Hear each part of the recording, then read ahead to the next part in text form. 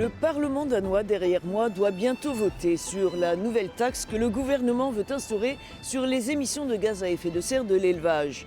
De quoi inspirer l'Europe ? Bruxelles a en tout cas renoncé à une tarification du carbone d'origine agricole. Des points que j'ai soumis à l'une des expertes du Conseil scientifique consultatif européen sur le climat à Copenhague.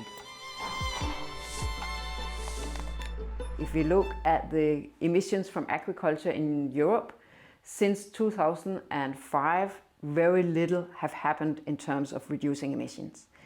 And one of the reasons is that there's no incentive for farmers to do so. So if you think, for example, of how you handle manure, technologies to treat it better, they're costly.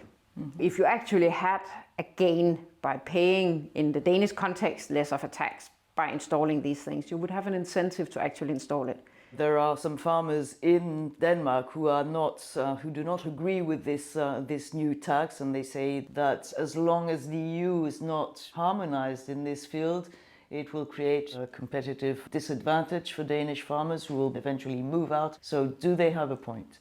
One of the critiques of implementing a greenhouse gas tax in Denmark in agriculture has been a concern of what is called leakage, so that the production and thereby the emissions move to other countries. And that's where the EU as such has a large role, because the more common policy we have in Europe, the less leakage there will be for the individual countries, because other countries also have to reduce emissions. I think we need to implement some sort of pricing mechanism in agriculture to give an incentive to reduce emissions.